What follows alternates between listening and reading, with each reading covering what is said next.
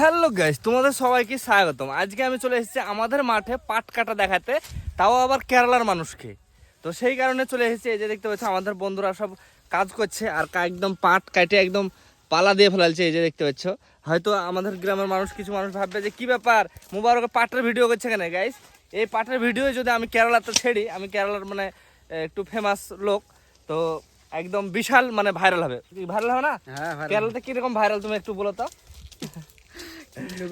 বলো গাইস, এই যে ক্যামেরাতে কথা বলতে পারছে না, তাই তাই ভাবে আবার তোমরা ভাবো না যে আমার ফলোয়ার্স নাই। ফলোয়ার্স আমার ভালোই আছে। সেই কারণে দেখো পাটের ভিডিও কিন্তু মালয়ালম লোকেরা খুবই দেখবে, সেই কারণে আমি দেখতে এসেছি, মানে ভিডিওটা করতে এসেছি।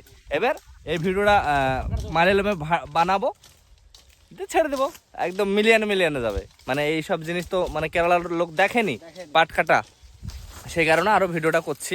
এই যে দেখতে পাচ্ছ। তো টাটা, বাই বাই, ভালো থেকো।